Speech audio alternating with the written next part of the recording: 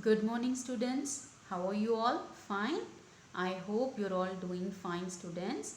Let me first introduce myself. I'm M. Koteshwari from Arihant College of Education, and today I'm going to take science for you all. So, before going to the topic, I will be showing you a picture. You need to identify what is there in this picture. What is this, students? Yes, you can see from organism to an atom or an atom to an organism. Organisms means it can be a human being, plants, animals, anything. From that, how it is formed of organ system. From organ systems, different organs are put together to form the organ system. How is the organ made? It is made up of tissues. What are the tissues made up of? Cells. What is a cell made up of? Organelle. What organelles are made up of? Macromolecules. What is a macromolecules made up of? Molecules. And the molecules are made up of atoms. So this is a process from atoms to organisms. Yes, students, now tell me, what is the matter made up of? The matter is made up of molecules. What is the molecules made up of? The molecules are made up of atom. Which is the smallest unit of the matter? Atom. Tell me, what is an atom? An atom is the smallest particle of an element which relatively doesn't change its chemical properties even in any physical or chemical changes. It retains its chemical properties. That is called as an atom. Yes. Now can you tell me what is the molecular formula of water? H2O. Is it water a molecule or an atom? Yes. Hydrogen H2O is made up of two different atoms, hydrogen atom and oxygen atom. Yes. So today we are going to see about the different atomic theories of an atom. Dalton's atomic theory, Thomson's plum pudding theory, Rutherford's nuclear model of atom, and Bohr's stable orbit atomic model. These are the things that today we are going to see. First, let us see the Dalton's atomic theory that was proposed in 1803 AD. Here is Dalton, his theory based on the internal structure. This is the model of atom just proposed by Dalton. According to his theory, matter is made up of atoms, and the atoms are very tiny, and they are indivisible and indestructible. That means they are very small, so that we can't destroy it. An atom of an element are alike, while the different element have different atom with a different mass. For example, if I speak about a ball, the atoms that formed in the ball, they are same. The ball is made up of same atoms. So that is what an atom of an element are alike, any element. So the atoms of an oxygen element are alike. But when we take the oxygen of hydrogen and when we take the atom of an oxygen, they both are different. So the atoms of hydrogen and oxygen are different and they have different mass. So what is this? Chota Bhim's favorite? Laddu. This is bundi laddu. And what is this? Ball, which is divided into half, and you can see the internal structure of the ball. A bundi laddu is found to have an internal structure. How it is formed? It is formed by sticking the smaller particles. Smaller bundis are sticked together to form a big laddu. Yes, but what about the ball? The solid ball doesn't have any internal structure. The mass is distributed uniformly in an atom of a ball. So this is a difference that you need to identify the structure, the internal structure, how it is formed and how it is different for different element. Next we are going to see Thomson's plum pudding model 1904. What he told, what he proposed about this plum pudding model.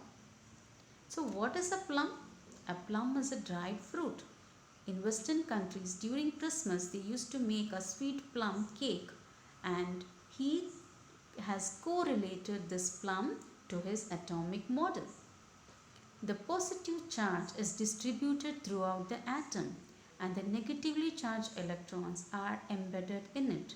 So if you take the plum is made up of maida, and that it is made up of an atom. That whole plum we call it as a positively charged. But this full plum cake is a positively charged. Those plums which are embedded in the plum cake, they are electrons. So what he assumed, the plum cake, total plum cake is positive and the plums which are embedded in it are electrons. He is a person, Thomson.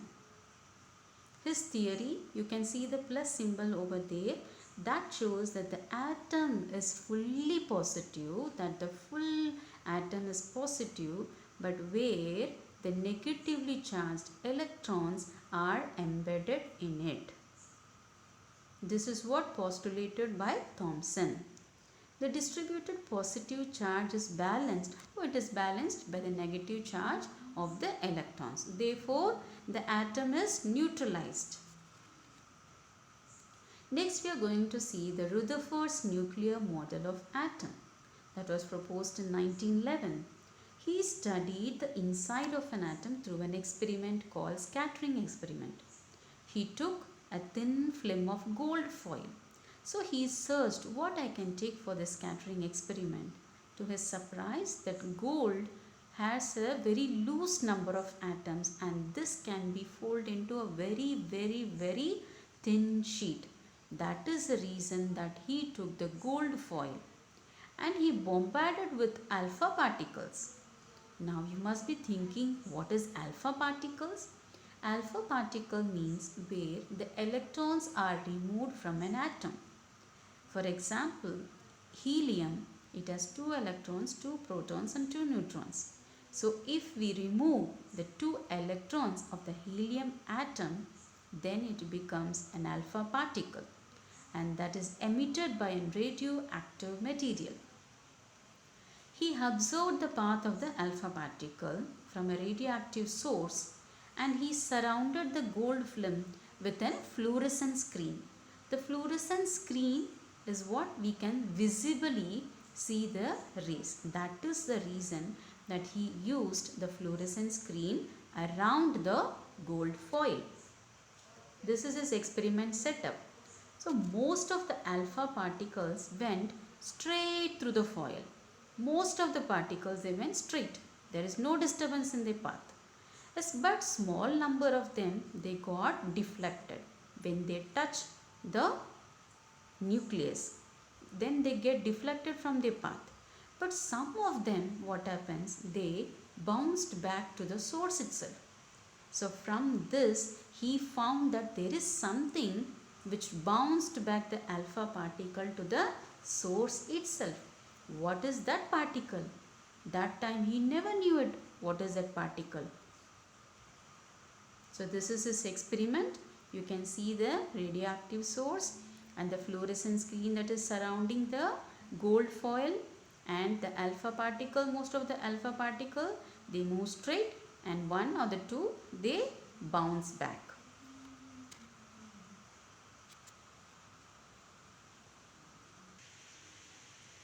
Now I am going to explain Rutherford scattering experiment. Okay students, so what, this is a fluorescent screen. Okay, this is the nucleus. What happens here, he is emitting the alpha particle. So some of the alpha particles, they move straight. You can see here there are no disturbance. The atoms are freely placed. Okay. Now what happens here, you see this ray, this alpha particle, when it touches an atom, it gets deviated to an angle.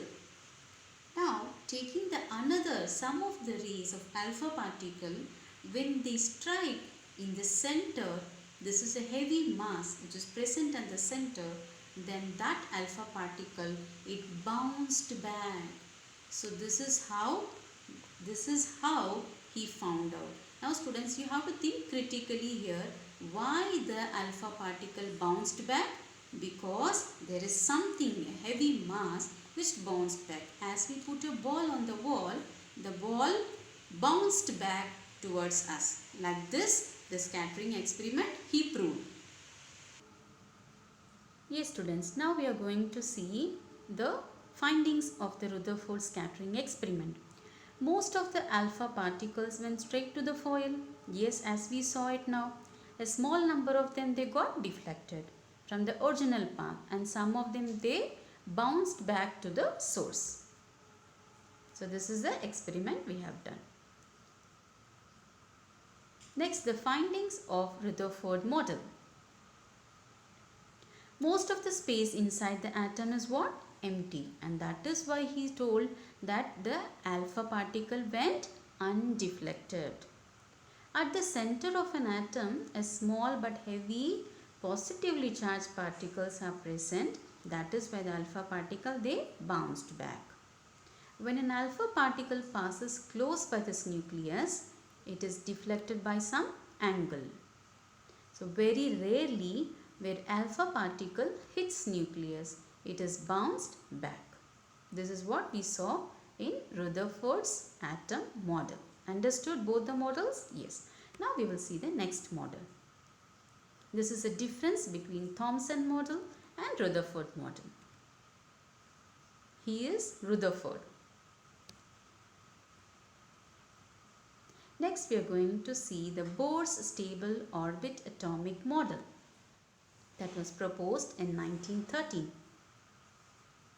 What he said, the electrons revolving around the nucleus is at certain distance from the nucleus. The electrons are at certain distance from the nucleus. The energy of an electron when it is at particular object or in particular orbit, it is constant. When an electron jumps from an inner orbit to an outer orbit, it absorbs energy. That energy is equal to the difference in energy level. Same thing happens when the electron, when it jumps from the outer orbit to the inner orbit, it emits energy. So the electrons, you have to understand the scientific attitude of this electron.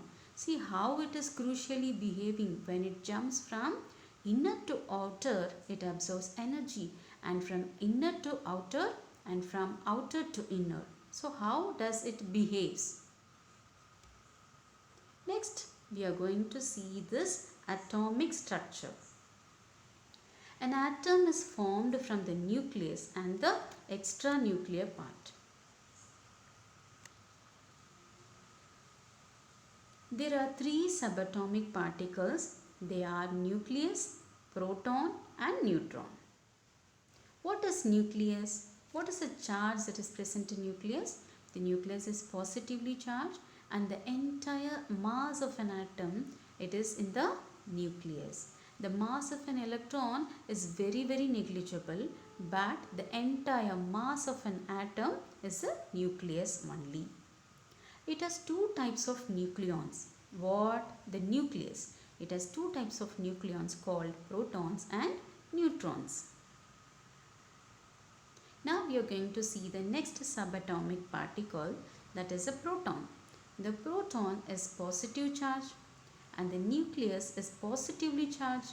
Yes, because of the proton. So nucleus is what? Positively charged. Because of what? Because of the proton.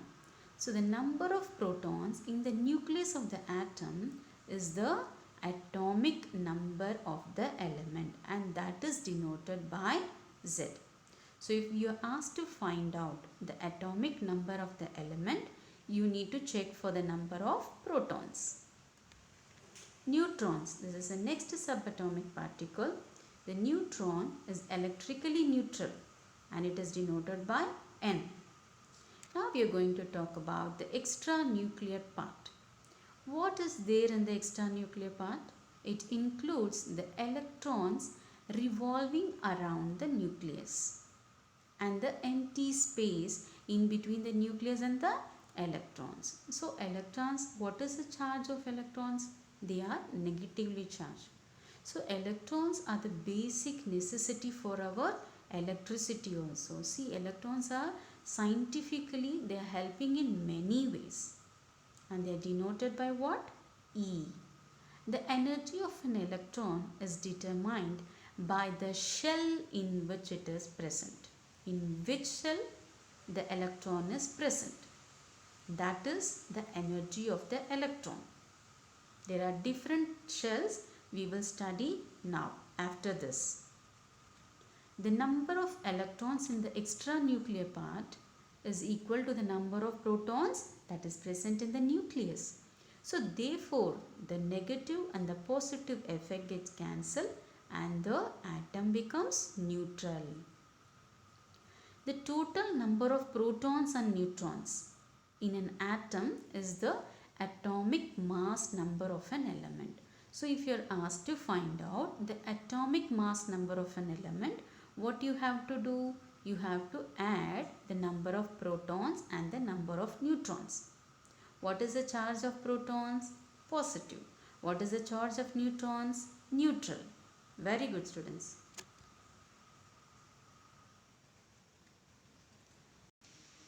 Okay, now I am going to explain the Bohr's atomic model. Okay, students. So how he has placed the cells and the nucleus. This is the nucleus. The nucleus is positively charged. You can see the plus sign here. The nucleus is positively charged. Around the nucleus, this is the first shell. What is the first shell? K shell. What is the second shell? L. Third, M shell. And the fourth is the N shell. So these are the numberings of the shell. N. N means 1, 2, 3 and 4. Okay, to find out the number of electrons in the shell, you have to use the formula 2n square. You have to use the formula 2n square. 2 into n. For the first cell, 1 square. 1 square is what? 2 electrons in the first cell. So that K cell has 2 electrons. And in the second L shell, 2n square. 2 2s are 4. 4 2s are 8. 8 electrons in the K shell. And in the third, 2 3 square. That is 18 electrons in the M shell. And 2 4 square. That is 32 electrons in the N shell. So to find out the number of electrons in the shells, you have to use what formula? 2n square. Now I am going to explain with the atomic structure of oxygen atom. Okay, this is the oxygen atom I have represented with the structure. This is a nucleus. What does a nucleus contain? Protons and neutrons. Protons are 8 and neutrons are 8. Okay. The number of protons are denoted by red color and the number of neutrons are denoted by purple color. The number of protons, as I had told before itself, is equal to the number of electrons that is present in the extranuclear part. Now count how many protons are there. 1, 2, 3, 4, 5, 6, 7, 8. So there are 8 protons, and in the first shell of oxygen atom, how many electrons are there? 1 or 2. And in the second shell of oxygen atom, how many electrons are there? 6.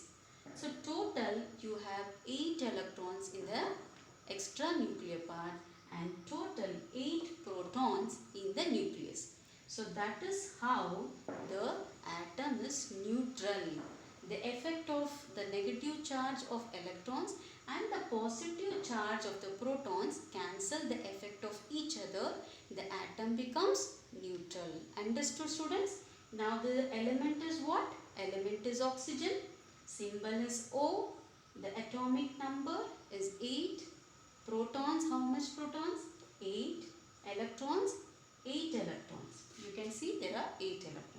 understood the structure? Yes.